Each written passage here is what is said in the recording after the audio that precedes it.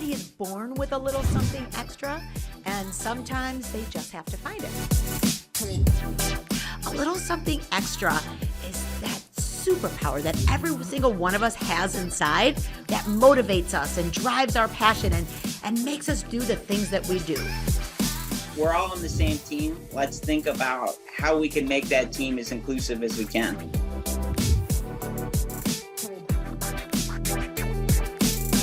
For those of you listening to our podcast right now, you can also check out our video podcast at alittlesomethingextrapodcast.org. Welcome back for our podcast. A little something extra. It's with the Franco, and of course, it's the Gigi. And with the Gigi. I'm really getting the special treatment from you when we're doing these individual podcasts now. And It's starting with me. And now we're here. Now a little something extra. Yep, a little something extra with the Gigi and Franco. No, the Franco first, and then the Gigi. So this is mine now. No, I'm kidding. It's the Gigi and the Franco. Okay, got it. Well, I'm excited. We have a really, really great guest today. She's doing a lot of amazing things in the world. So I'll read a little bio about her, and then I think we should get this thing going, Get right? the party started. Get the party started. I agree. All right, so today we are joined by an amazing mother, Katrina Plasek, and her daughter have been all over social media spreading awareness about the importance and understanding of inclusion. So her daughter Dallas was diagnosed at 2 years old with cerebral palsy, but her diagnosis sure has not stopped her from living her best life. So Katrina, Dallas's mom, has been an incredible advocate for her daughter, sharing her journey and their whole family's journey on social media and helping spread the importance of inclusion. This has led to her creating an incredible nonprofit called the Recess Project. But we're not going to dive into that too much because I think we should let Katrina tell that story. Yes. So welcome to the show, Katrina. Hi, thank you so much for having me. I'm so excited to be on the show. We're really excited to have you as well. That was such a nice introduction. You said it perfectly, I think. Well, I appreciate that you liked the intro because I was kind of flying blind with it. I didn't get it past you first. But yeah, I mean, it's incredible what you've done as a mom and as an advocate for your daughter. I mean, what you guys are doing to spread the importance of inclusion and acceptance is obviously something that we hold very close to heart, but it's been an amazing journey. It seems like it's been an amazing journey. It's definitely been a great one watching you guys. Oh, yes, I agree. It's been an unexpected but very amazing journey so far. I'm sure. So please tell us, I didn't want to dive into your story too much in the bio, so please tell us your story of Dallas being born and this whole journey you guys have been on. Yeah, so my daughter Dallas is 10 years old right now, and she was what they call a micro preemie, so she was born extremely early, 12 weeks early, so that was the reason why she is disabled for life. She had a lack of oxygen just because the lungs aren't developed that early, and it causes a brain hemorrhage. Oh, okay. And she had a grade 3 brain hemorrhage due to the lack of oxygen. And there's four grades. So it did some pretty significant damage. So I remember in the NICU, they were like telling me, oh, she has like a high chance of, having cerebral palsy when she's older. And at the time, I just kind of in one ear, out the other. Yeah. It was kind of, we were just trying to get out of the NICU, have her out in one piece. We had no clue. We weren't thinking about her future. We were just thinking about the now. Like, let's just get out of here. I have no clue what cerebral palsy means. I don't even know what he's talking about. She's going to be fine. Yeah. You don't know what you're talking about. And so she made it 106 days and she was out of the NICU, a few surgeries later. And then the thing with cerebral palsy, it is the #1 physical disability for children. And I still didn't know what it meant. And you aren't diagnosed until they start seeing, I don't know if symptoms is the right word, but you're diagnosed later in as you're starting to hit or not hit those milestones. Okay. So she wasn't diagnosed till she was a toddler. And you still don't know the severity of it until they start growing. So it's kind of frustrating as a parent because you're like, are they going to walk? Are they going to crawl? Are they going to do all these things? Like, you just don't know. You just have to wait. And so it's kind of like, you don't really know how it's going to impact them. And so for Dallas, it really impacted her physically. So she never could sit on her own. She could roll over. She never did crawl. She never could stand. So she uses a power wheelchair to get around. And that was, you know, just like a journey in itself as a parent of like having these expectations of what you think that your child is going to be. Yeah. And then realizing like, wow, their life is going to look so different than what I thought. And so it's just kind of like that. I remember it's almost kind of like a grieving process as a parent you go through, of all of these, you know, things like you wanted to see happen for your child. Like one of, you know, you think it's basic, but walking is something that every parent, you know, thinks that their children are going to walk. Of course. Because it's something that most people do. And so when you're hit with the reality of like, oh, my kid will never walk, it is kind of like, it's a hard reality. And so it's kind of like one of those things where like how it kind of, I don't want to say it's like on our attitude, but it's kind of like we can, you know, I don't want to say, I know this is where I'm starting to like lose the words. It's okay. Take your time. We still, even though we, you know, found out like she wasn't able to walk, I still wanted, and I promised her, I remember holding her little hand. It was like the size of my pinky in the NICU and saying, I promise. I get emotional talking about this. Absolutely. But it was like, many, like there was a time in the NICU we weren't sure she was going to make it. And I like sort of whispered to her, like, I promise if you make it, I'll give you the best life I could. So to this day, I think of that moment in the NICU and that promise that I gave her that if she made it through, I would try to give her the best life I could. And I'm still trying to do that. And so like finding out that her life is going to be extremely harder, I just remembered saying that. And so I remember saying, I will try to give you the best life I could, as many opportunities as I can. And so I'm still trying to live by that promise. And even though she's in a wheelchair, like, let's find the most badass things you can do. I don't know if you can say you can say it, say whatever. All right, you're passionate about it. Like you're in a wheelchair. Okay, let's find some awesome shit you can do in a wheelchair, you know? So it's like, I'm still living by that. Like, yeah, you absolutely are. I mean, just from seeing the platform that you guys have created to be able to celebrate all the incredible things that she's doing, and not to mention how incredible she is. I mean, yes, you've made that promise to her that you're going to make the best life possible and imaginable for your daughter. But at the same time too, I bet it's been such an incredible experience watching her grow up and taking life on just full speed ahead. I mean, it doesn't seem like anything's stopping her. Like, yeah, okay, there's the limitations in walking, so she's going to have to be in a wheelchair. But at the same time, seeing her smiling face and being so excited about being able to utilize this wheelchair and being able to just live her life the way that she wants to has been, I'm sure for you, has been incredible. Yeah, it really has. Like, even on Saturday this week, she's going to start she's going to try power wheelchair soccer for the first time. And we're like so stoked about it. I bet she's going to love it. Because she tried wheelchair basketball and that was like really hard. Because I think she's like affected in her arms and her core is not as strong. So wheelchair basketball is really hard. So she's like, oh, a sport like that I can do a power wheelchair in, like this is going to be so fun, you know? And she, you know, so yeah, it's just about like finding, you know, those accessible things that, you know, just make life awesome, you know? Absolutely. It's so important. And I think, and to kind of go back to what you were saying before too, when it comes to just like the typical milestones that, you know, you're expecting as a parent, when you have kids, and you're expecting like one of that first milestones is to crawl and then to walk.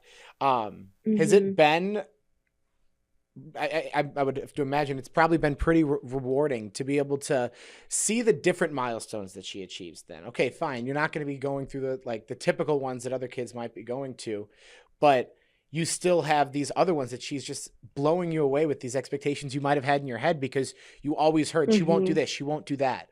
But then next thing you know, you're Yep. seeing her accomplish all these incredible things. How has that impacted you and your family? Oh, that's amazing because like even like just like there's things that she does that are just so different, like milestones that like she's hit that my other children who aren't disabled, like for example, we have like an IEP meeting, and I Hmm. know this doesn't seem like big, but this was really cool. She had her annual IEP meeting for school, and like as a fourth grader, she attended that IEP meeting. And usually the students aren't involved with like their educational plans. Hmm. And she was like the boss lady at the table, surrounded by like all these adults asking questions, giving her input. And that was like a proud moment for me that I was like, yeah, this is who I've been trying to what I've been trying to do to help. Like you need to start at like we need to teach you like to advocate for yourself, Yeah. and if there is something that you don't agree with, like you can say it. Like don't be afraid to speak up if you feel like you need help, if you feel like so I feel like things like that like I wouldn't experience with my other kids, and that's something that like she did that was like really cool, like even with the acting and modeling, like that's something that's just like her thing. And Hmm. like seeing her like do these like really cool gigs, it's like wow, that's really cool, like so it's just she's definitely a fun kid to have. I'm sure. Well, that's She's a so cool. keeper. Yes, absolutely, she is. It's so cool to be able to have a girl because typically, I mean, fourth graders, they could be, I mean, at that age, you could be really shy into yourself and you're not necessarily sure who you are yet. But the fact that she's at this age and she's so empowered and confident to be able to step up and just speak for herself and the needs that she has and what she wants, that's all you can ask for Yeah. in a child. And especially, when you're limited like that, to be able to not feel those limitations and to just go forward with life just as if there's nothing wrong is beautiful. So that's a testament to you and your family, to how you guys raised her. There So was never that barrier set up at a young age. You're just like, you can do yeah, anything. thank you. That's so cool. So that kind of leads me into the platform that you guys have created, because I feel like that has to play a huge part in that confidence that she's built for herself. So can you tell me a little bit of Yeah. why you started that platform in the first place? Yeah, so Dallas definitely was the person who started. And I remember this was, I think she was 7, so about 3 years ago. I was, in college at the time, I was in school and I was really busy. And she was like, hey, mom, she was 7. She was like, hey, mom, can you help me start a YouTube channel? And I was like, no, like, what are you talking about? I don't know how to do that. She was like, "Come on." She was, like, begging me. I'm like, "I'm in school, I'm busy, I can't help you out there. Sorry, bud." And so this was, like, a month later, she's been asking me for weeks, "Mom, can we just make one video?" And I was Hmm. like, what do you wanna make the video about?" And she goes, "I just wanna show people all about my wheelchair." And I thought Oh, that was that's so so, sweet. like, touching. I was like, okay." I had, finished with the finals and everything, so I was like, I finally had some time on the weekend. So I've always been like this really like one of those annoying moms that has to like take a picture of everything, and like you're on vacation and you're like constantly Oh yeah, videoing. Like I know the that was feeling. always me. I Yeah. have 4 girls. I have my oldest is in sophomore is gonna be a junior, but like basically since she was a tiny baby, I'm the one with the camera that's Hmm. like super annoying. So I was like, okay, all right, Dallas, what do you want to show? Like, what do you want the video to like to show? So she was showing her stickers on her wheelchair, her Hmm. joystick, and I put up this very amateur. I had to call my brother and be like, so how do you like make a YouTube channel? And he was like, you gotta like make a channel name, and he was like telling me how to like do it. And I uploaded this video, and then I shared it with friends and family, and everyone was like, oh my God, this is like the coolest video. I Hmm. love it. And so we're like, wow, this is actually kind of fun. Like for myself, I was like, this is actually kind of fun because I love being behind the camera. learning how to edit things. Totally. And so it all started from Dallas saying that she wanted to make a YouTube channel, and now it's just grown. I mean, seriously grown. Yeah. Yeah, kids are like obsessed with YouTube. Like that's all Yeah. she cared about. Is like, I just want to be YouTube famous. I was like, okay, let's see. I don't know about Yeah. that, but and so yeah, it's kind of grown. We visited our first inclusive playground. Ooh, I want to say this was 2 years ago, I want to say. hmm And that was when we had our first like video go viral. And ever since then, we're like, whoa, inclusive playgrounds are very cool. Like, let's film this because hmm it seems to be like not the norm. Yeah. And so that's kind of where our inclusive playground, like we share a lot about that. All started. I was like, Dallas, you're probably going to be known as like the wheelchair swing kid, because like literally there's so many videos of Dallas in a wheelchair Yeah. swing, and every time people love those videos. But yeah, that's how our inclusive playground like advocacy started and hmm stuff. So I got us. It all started with Dallas and her love for YouTube. Yeah. It's all where it began. I mean, also just with kids in general, it's just like you said, YouTube is the place to be.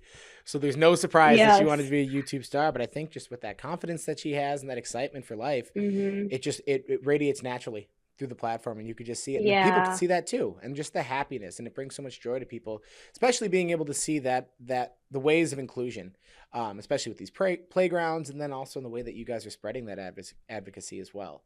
And I guess Yeah. that kind of transitions then into then what you created, the nonprofit that you started. So please tell us about the Recess Project and that journey as well. We stopped going to playgrounds. Like Dallas has two older siblings that are they're non-disabled. So I used to take them to the playground all the time. Then we had Dallas, and then as she started growing, she got harder to fit in the baby swings. hmm Basically, that's all she could go in. So Yeah, makes we sense. stuffed her in there until her legs got stuck. Like, if you're 5 years old, we could no, she No, wasn't it's not 5, gonna work. but maybe like 2. Yeah. But she was definitely too big to be in the baby swings. And then we're like, oh crap, we can't go to our playgrounds anymore. Yeah. It's sad. So we stopped going to playgrounds once she couldn't fit in the baby swings. And a friend of mine had told me, hey, did you see this inclusive playground that they just put in our town? And I was like, inclusive what? Like, I never heard of that. And hmm she was like, yeah, it's like, people in wheelchairs can go to them. I'm like, really? I'm like, yeah, they're having like this event, like this grand opening if you want to go. And I was like, okay, we'll go. We didn't really know what to expect. So we go there, and hmm it like had the rubber flooring, and we're like, never seen a playground like that before. We're like, what is this flooring? There's no mulch here. And she just zoomed right on the playground, and she went to the jungle gym, and they had like a ramp, and she flew up the ramp.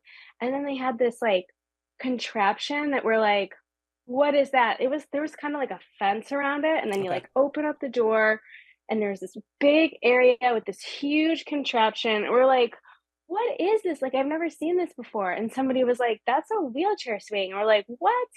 And they had to show, we're like, I had my phone on me, and I was like, oh my God, Dallas, you can go on the swing in your wheelchair. And we were like, I was like, can you show us how to use it? We are like, we don't even know how to use it. Yeah. But there's like these chains that you like unclip, and then like this little ramp comes down, and she like rolls up on it, and then you put the like gate up and you clamp it together. And then like I had my phone out, and like, I gotta record this because it's like something that we've never done before. We're gonna remember this for the rest of our lives. hmm And it literally was like the moment in my life that like everything changed. Yeah. Was It's that that eureka moment. moment. Like, it's like I just like remember the scream that she had on that swing, and like seeing her laughter was like, I've never heard her laugh like that before. I've never seen her that happy before. And I was like a fire like lit in my soul that day. And I was like, oh my God, these should be everywhere. Mm-hmm. They should be everywhere. Absolutely. Why they haven't we should. seen this before? I posted it on our town page, like our Facebook group, and I was like, whoever did this, thank you. Thank you for thinking about the kids with disabilities. Thank you for putting this swing. And the video went viral, Of course. and the news like were calling me, and I was like, this is it. This is where it all begins. Yep. Now we're gonna show the world what inclusive playgrounds are all about. And so ever since then, it's been a lot about inclusive playgrounds, and everyone was kind of like, people kept asking me, are you going to start a nonprofit to like build your own playground? And I Mm-hmm. was like, nah, I don't really want to do that. I don't know, it just wasn't like something that I had a desire to build like a whole playground in my town or anything. Mm-hmm. And then just last year, I was like, I'm just going to spread awareness for them. We'll do that, like be creating videos. But then last year, like it was like a light bulb went off in my head, and I was like, dang, none of these inclusive playgrounds are in schools. Like, why are people like not making those school playgrounds accessible? Like, if you think about it, like, yeah, every playground should be inclusive. There should be inclusive elements in every playground. They don't have to be $1 million playground, but you can put at least one or two pieces that are inclusive. But I'm like, I don't think I've ever seen a school playground be inclusive.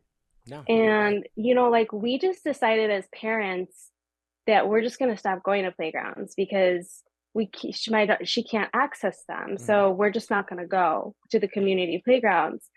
But for schools, my daughter doesn't have a choice. She goes to recess and there's nothing for her to play on. So she's forced to watch her friends play on the playground and sit on the blacktop or stay inside. Yeah.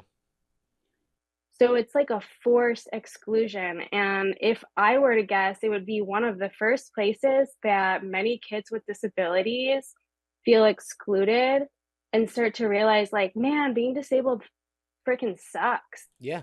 Like, here I am all by myself while my friends are playing. And I was just going to say, too, and on top of it, it also creates that barrier between their classmates and them as well. Like, oh, yeah, she's not going to, she can't play with us. So, there's nothing we can do. So we'll just do our own thing. And then it further then creates that division that just doesn't need to be there. And it's just because of one limitation that then sets this kind of this ripple effect of all these different issues that then just become inhibitors 100%. of that inclusion. I was just gonna like say that because it's like, it's not even just a disservice to your students with disabilities, but your non-disabled students too, because absolutely like, what are you showing? Like, she has friends that want to play with her too. And what are we showing our non-disabled students when our disabled students are being sidelined? It kind of shows that like their needs, they don't matter like mine. Their accessibility, they don't matter like mine. So we're like creating this hierarchy of like non-disabled people are up here, disabled people are down here. Yeah, it totally But when does. we create an inclusive environment, we're creating this equality. We're teaching our kids that we're all equal. All of our needs matter. All of our play matters, so it's so important just for the whole entire student body. It absolutely is. And the community as well. Once you start seeing that, then you really be able to put that emphasis on, okay, everyone should be involved. And you could see that kids can be able to interact with each other regardless of those differences. So yeah, it sends that cascade effect with the families as well, and saying like everyone could be included here. So that's huge. So then, you saw this inception of this idea came into your mind when you saw your daughter really have that incredible day at the playground and realizing this is something that we could do. So, but you didn't want to build your own. You didn't want to just have one. You wanted to create a world of inclusive playgrounds. Yeah. So then what is kind of like the model behind what you guys are doing over at the research project? Yeah, so the recess project, we only focus on recess, school, which recess, man, if you ask, I would say most students that have access to recess, what their favorite part of the school day is, they're probably going to say recess. What kid is it's going to be recess. I'm sorry. Yeah, they want to play. But the people that are designing these playgrounds, like they're not really thinking about the students with disabilities, and they're not thinking that recess is so important, that recess is a time of learning. It's a time of that unstructured learning that's critical. Without a doubt. So to redo an entire playground, I mean, you're talking about $500,000 or more. Our mission is to donate a few pieces of accessible equipment that's at a playground. Either they're working on building a new playground, it's in the construction, or they don't have anything there. Because we almost want to be like seeds of inclusion to kind of open the eyes of school districts. And I said, it's people, school districts aren't going to be too happy when the recess project comes, because we're kind of embarrassing them. Yeah. We're being hey, school, you kind of suck because you have these disabled students and you have no access to your playground. We want to give you this gift, but we also want you to take some responsibility in this gift, because you need to provide access for your students. So love that. what we're hoping is that a lot of these school playgrounds are covered in mulch, is the most common those chopped ground up covering, pieces of tires and stuff. the wood chips. Mm-hmm. Yeah, so we're going to give this inclusive piece of equipment, but you need to create an accessible pathway to this piece of equipment. Yeah. Which is, they got to put some money in the game here. And then it's kind of igniting this fire, because equipment lasts for decades, So we're hoping that, that the next time they build their playground, that they are going to think of accessibility. Yeah. And they're going to make better designs for their playground for their students with disabilities. And a lot of our focus is just on awareness, on our I recently did a swing-a-thon where I was swinging for 100 days, and just talking about how to make your playground accessible, the ableism that people face. You wouldn't believe the comments that we get when I show my daughter on a wheelchair swing. Are you serious? It's a wheelchair swing. She's happy. Why are you upset about that? That's insane that people are But giving it's negative comments to something like that. There's nothing that could be negative. Oh my gosh. It's ridiculous. You wouldn't even believe me, the comments we get on the wheelchair swing videos. It makes me so mad that I'm you know what? Let's just donate wheelchair swings to every school. It just fuels the fire even more. Everyone off. I love it. Yes. Yeah, that's what it needs to do. And honestly, it's you kind of need them, so you could be able to fuel that fire. Because ultimately, at the end of the day, it's such a small demographic of people that are being so hateful like this. So they're not going to make these massive impacts on society. Be surprised? I don't think so. You would be surprised. Yeah. I mean, I've heard it in real life. It's shocking. It's shocking. Some of them, that they're probably just eating Cheetos in the basement, but some of them are legit wow, you really are an ableist prick, aren't you? Yeah. It's crazy. They're sincere. That they're that sincere in that. At the end of the day, yeah. And I mean, we've definitely seen some people that just ableist is the perfect word. And it's just the idea that other people that aren't like me can't exist, or they shouldn't be able to get, access to anything that brings them joy or brings them any sort of benefit. And the fact that there's people like that out there is just exactly why we need the platforms that you've created, or the platforms that we've created. Yeah. And being able to get this exposure and showing that people with disabilities and varying abilities should never be seen as anything different. They enjoy all the benefits of life as we do, and the joys of life. So that's the most important piece. And I know that that's definitely what keeps you driving this thing forward, is being we're not stopping until we get every single playground inclusive, until we get any of those ableist pricks off our back and off of our platforms and just gone. So it's huge. Yeah. I love the fact that that's your thought process behind it. because it's so important. We need to be bringing to all these schools, because at the end of the day, those impacts that you make and what these kids are seeing, and they're seeing these other kids in the playgrounds, and they're seeing these other kids in their classrooms, which is also a huge issue as well.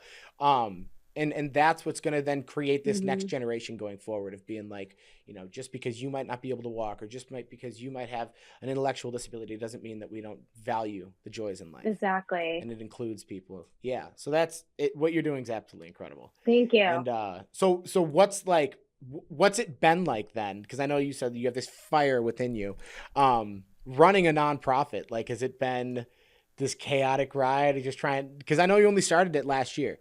So what has that journey been like? Yeah, I think anyone who starts a nonprofit has to be so passionate about their nonprofit, or else it's just going to flop, because it's so much to it, like that even I was like shocked about, so it's definitely been one of the absolute busiest years of my life, but busy and stressful in such a good way.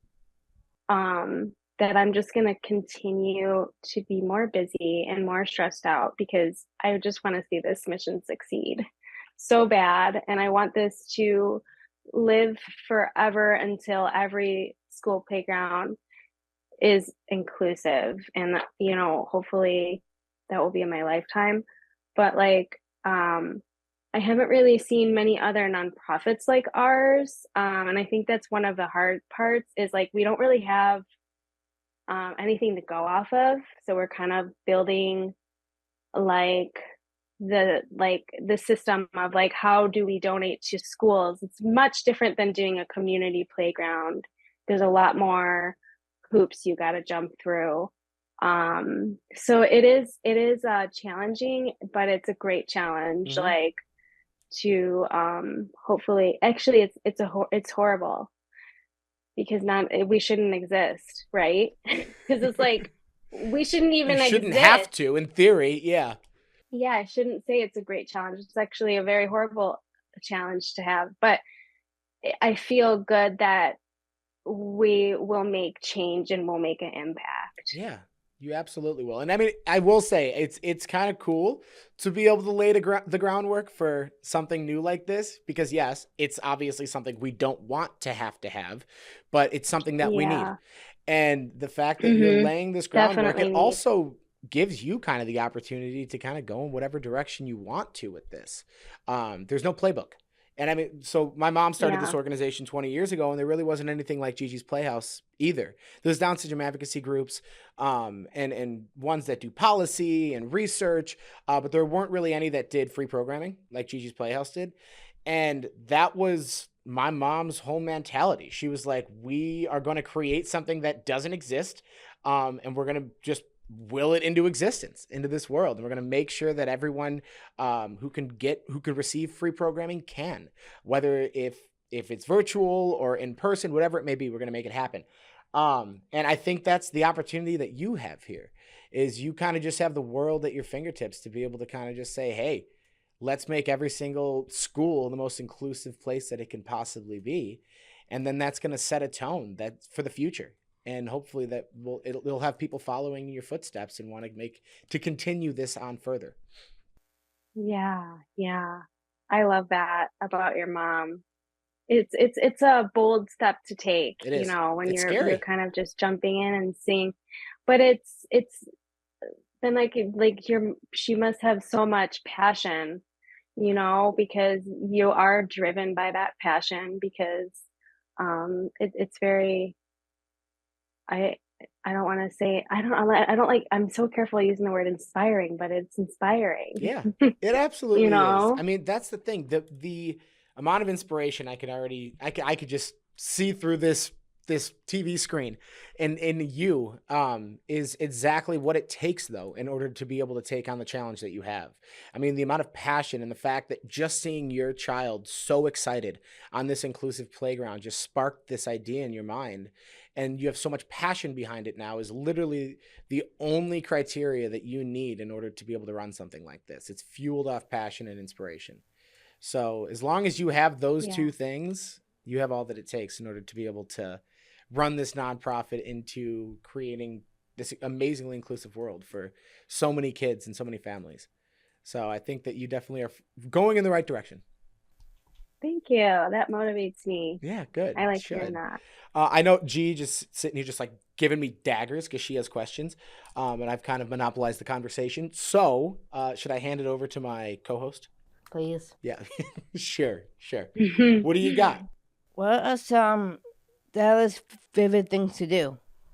Her favorite things to do besides watching YouTube? Yeah. Yes, Let me being a YouTube think. star. Yeah.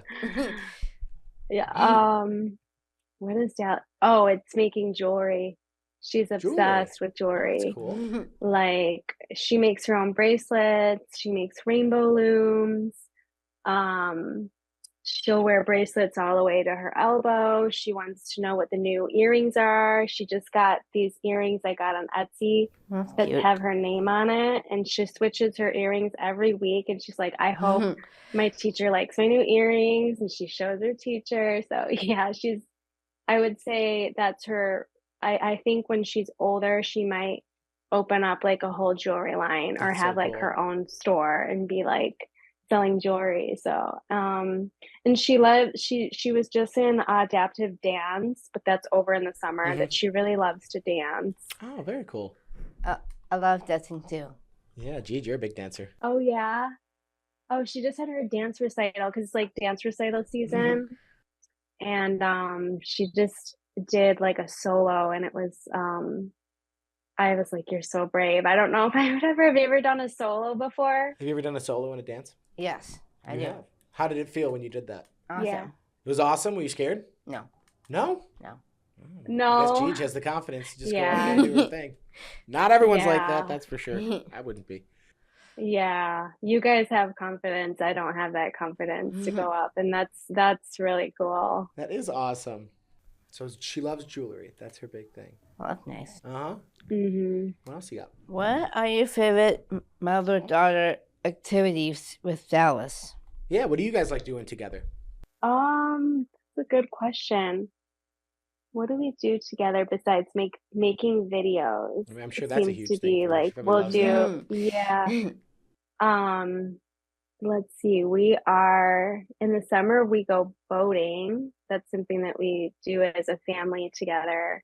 And she That's likes fun. to go on the tube. She was just on the tube on Saturday. Have you guys Really? ever gone tubing? Oh, yeah, Oh, we yes, we love do. tubing. Yes. Oh, really? Yeah, we used to have a lake house, so Gigi was very big on tubing when she was Yeah. younger. And then, yeah, anytime we get the chance, we Oh. do that. Love tubing. Do you like to tube by yourself, or do you go like we have like one where it holds like 4 people and it's almost like a sofa? Yeah. Remember the big Mabel Yeah. that we had? I like doing it myself because I don't like my siblings squish me. She, So, she doesn't like when her Oh. siblings squish her on the tube. yes. Oh, That's a good point. They do squish you. Yeah. We'll like tackle each other Yeah. on the thing. But It gets I a little do- aggressive. I do it alone. So, Yeah, so you like soloing it. Yes. Got it. When you go solo, you're so brave too, because like, man, do you fly around more when you're just Oh, on yeah. a single tube. You're like, my husband drives the boat, and whenever we have like older kids on the boat that's never been on the boat, we're like, yeah, like, go on the tube, it's fun. you And love you'll it. like It's so peaceful. purposefully fly them off. You It's have like, to. let's see how high we can get her in the air. Hey, that's the MO But- behind tubing, especially when you're the driver. I feel like every Yeah. driver's their whole goal is to get the kids to fly off. That's awesome. I love that. That's so Yeah. cool that she loves getting out there like that. Yeah, it's fun. Even you. So, Yes, I love tubing too. I don't know if I could do it much anymore. no, fun the air, I meant. Yes, there's a lot of videos of me flying through the air Oh. on tubes. Yeah, Dad. Dad was Oh. insane. I know. That'll Not me.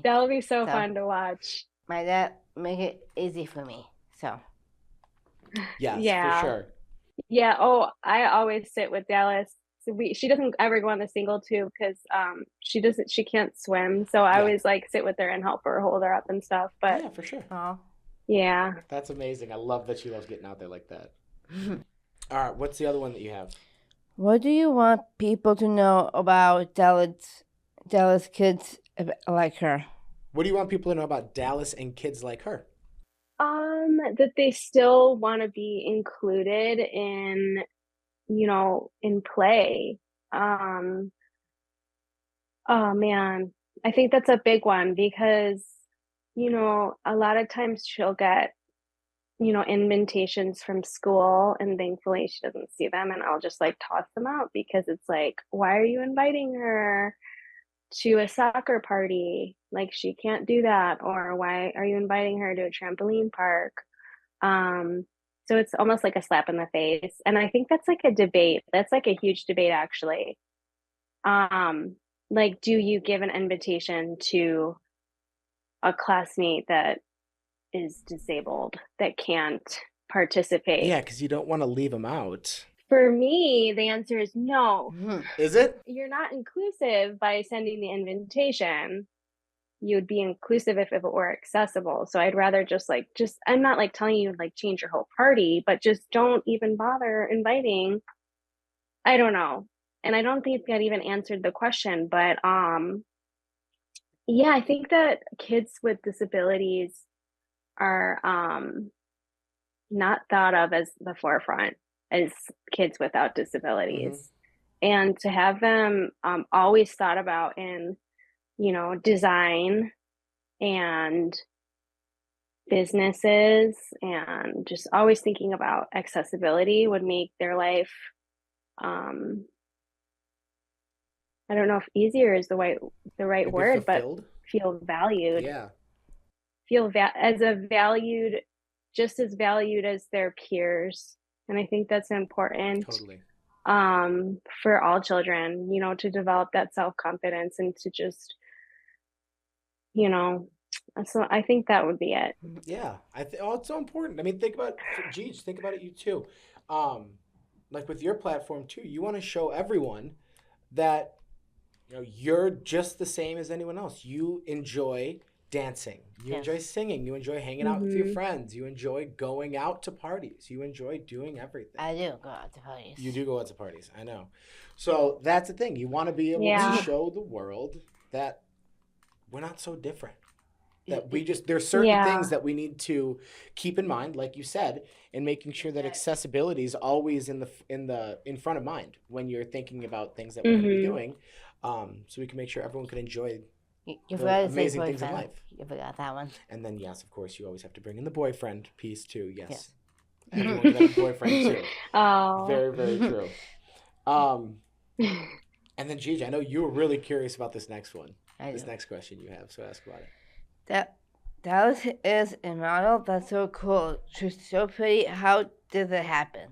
Yes. How did Dallas become a Oh. model? Because I know Gigi loves Chicago Med as well. She's a very big Oh, fan of those really? shows. I so do. we saw that she made an appearance there too. So can you tell us a little bit about that?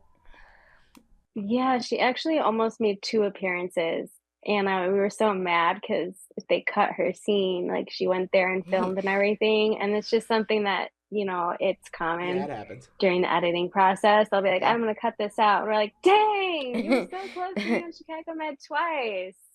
Um, and then, yeah, it was just, it all started after her YouTube channel. It was just something that, like, we noticed like has a talent in front of the camera. She's not shy. It's definitely a lot of people don't understand like there's a certain personality that you need to be a model or to be an actress as a kid. They have to be very easy to work with. They have to take direction because it's not like I'll never forget she did like a Barbie commercial and I was like imagine like this commercial. There were 2 girls, it was Dallas and another girl. They literally had probably every Barbie you can think of. You're 8 years old and you're in this space with nothing but Barbies and like playing, but you can't touch anything. And you have to hold the Barbie a certain way Yeah. and you got to make the Barbie do this. Like it's a lot. Like it's like willpower. and I was like how as like a little kid it's like you're in a toy store and you can't play with anything and you have to like take all these directions. Okay, freeze. And then they had to freeze. Like it's so cool to see because I was not in this business industry at all. Like myself, my husband, like nobody in our Yeah, family. new to So you this is guys. like all new to us, and we've learned so much. And it was just because, you know, we saw this talent, you know, from these videos, and she got signed from a local agency. And it's taken Taken off off. a little. It's been really slow right now, but she you know, and it's not something that like if she decides later on, like maybe she doesn't want to do it anymore, that's Yeah. fine. You know, it's kind of like just led by her and like what she wants to do. That's so cool. So hopefully you'll see more of her Yeah, I hope so too. That'd be somewhere. awesome. Yeah. Right? It's been so cool being able to see. There's been kind of this shift, especially in media in like Hollywood too, in putting a little bit more of a focus on inclusion.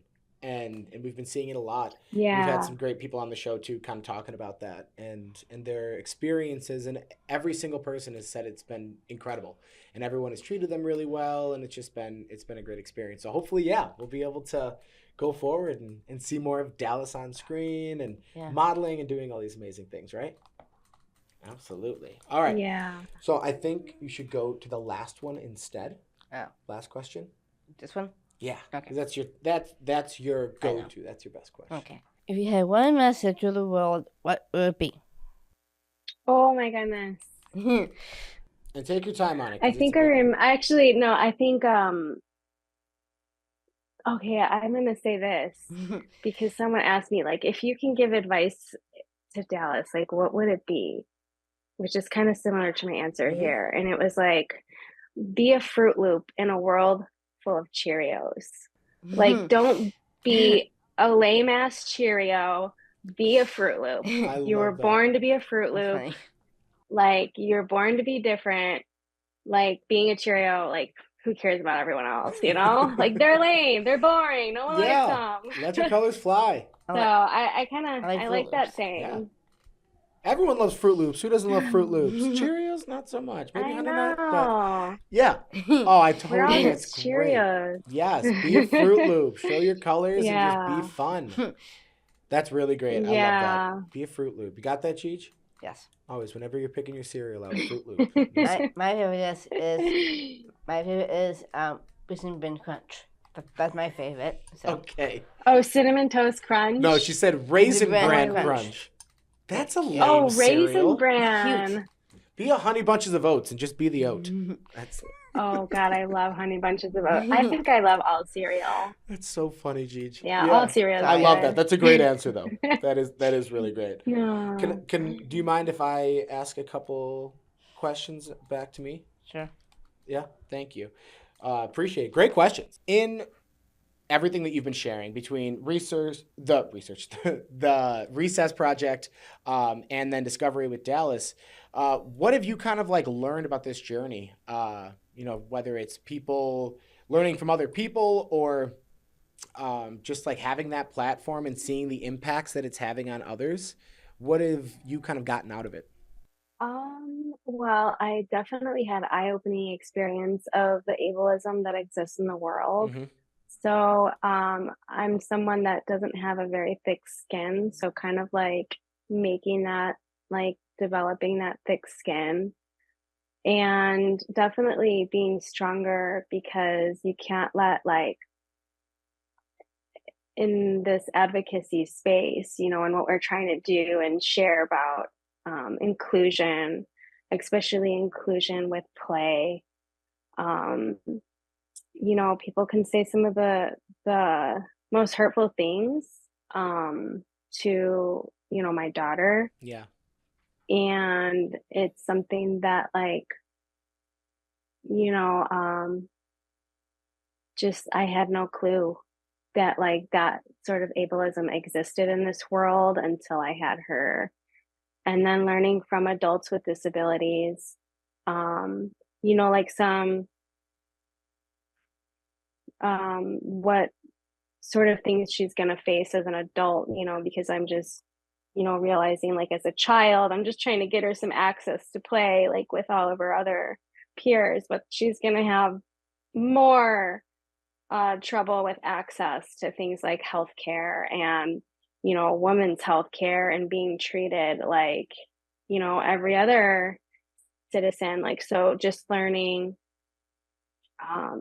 So I definitely trailed off, and then I completely forgot about what the original question was. I mean, you kind of hit it on the head. Just And I hope I answered her question, yeah, because no, I it's do just that a about lot. all the where I'm just learning. like, Yeah, the keep lessons talking. that you've learned. I mean, there's a lot of things to kind of take in and sift through when it comes to the experiences that you've had creating this platform and creating this nonprofit. You've probably learned so much, and you've discovered barriers that may come down the line, but then also discovering amazing things that people have been able to kind of bring to the forefront with you guys, and discovering that there are some great things in this world when it comes to how people treat others with disabilities, but at the same time that we still need to be able to make those changes for those people that still believe in that ableism and just don't have that level of respect. Because like we always say at Gigi's, and my mom specifically says this too, is that we're all one accident away for being different or loving somebody who's different. Yeah. And it could be a fall out of a bike that then causes you to then be paralyzed, and then you're bound to a wheelchair your entire life. And I don't think people navigate I don't think a lot of people navigate life with that perspective.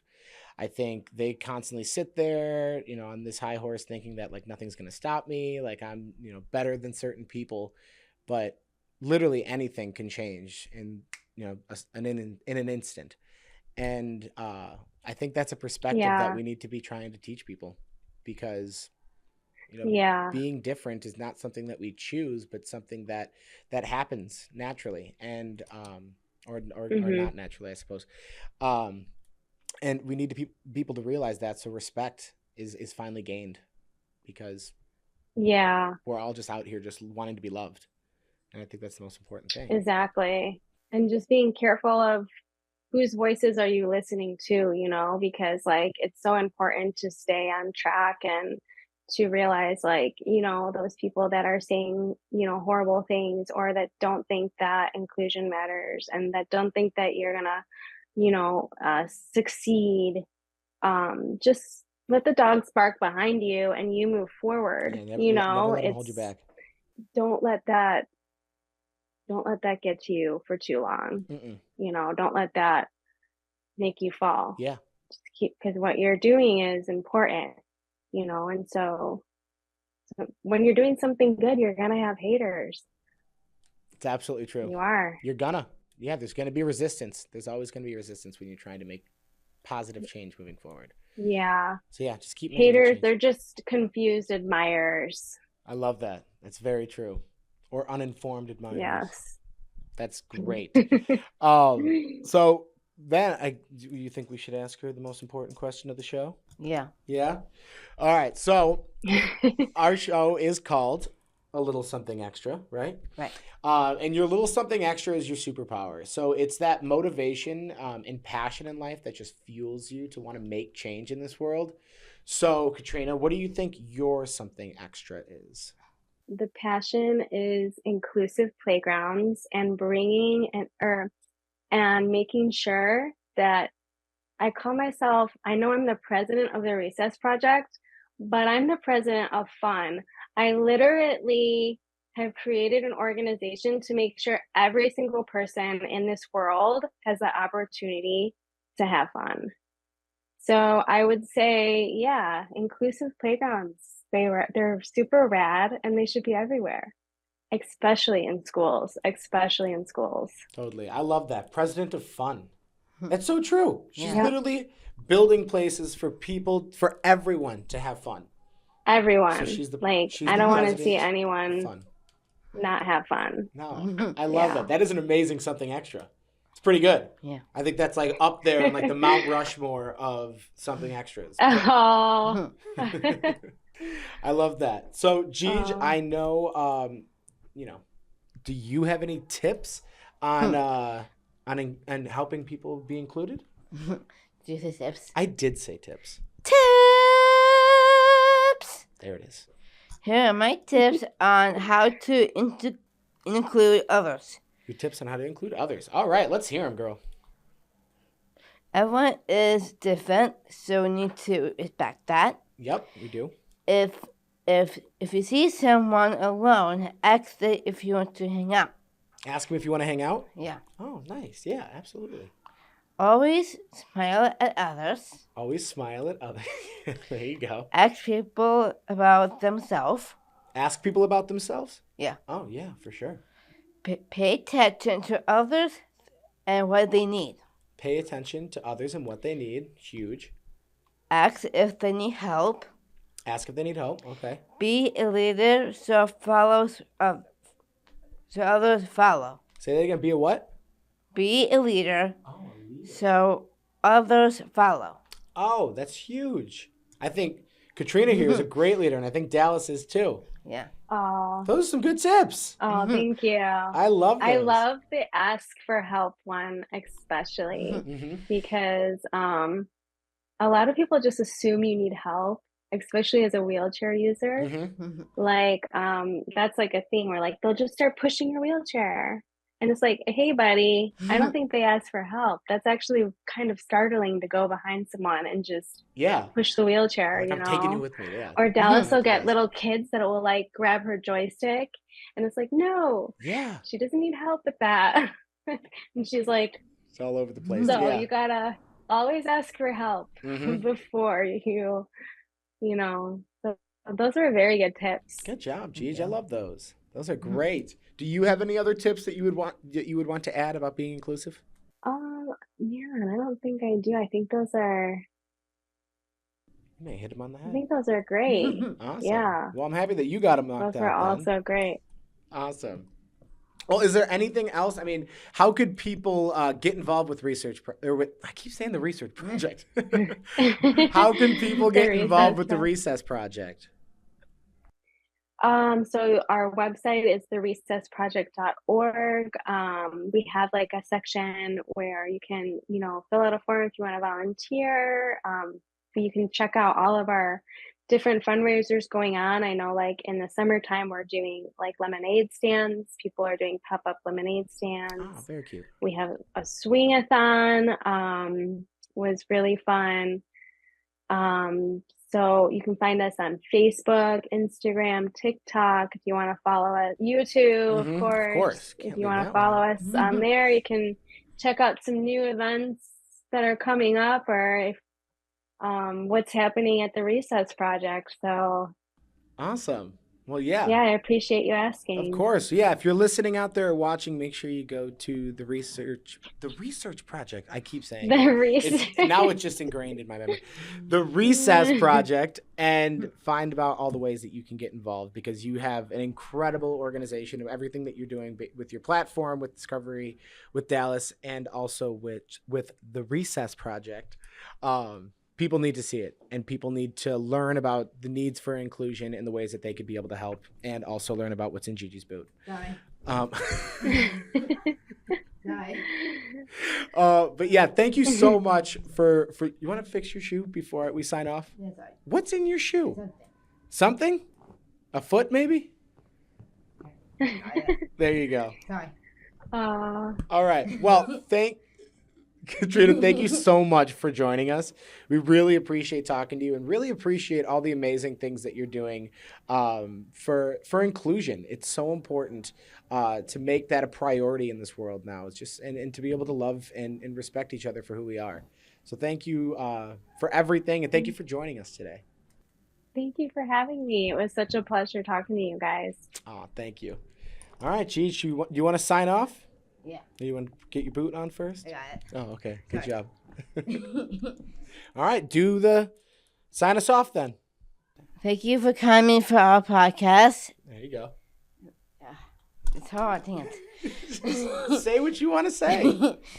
Thank you for joining our podcast. I hope you see you soon. And we hope to see you guys again soon. All right. Everybody is born with a little something extra, and sometimes they just have to find it. A little something extra is that superpower that every single one of us has inside that motivates us and drives our passion and makes us do the things that we do. We're all on the same team. Let's think about how we can make that team as inclusive as we can.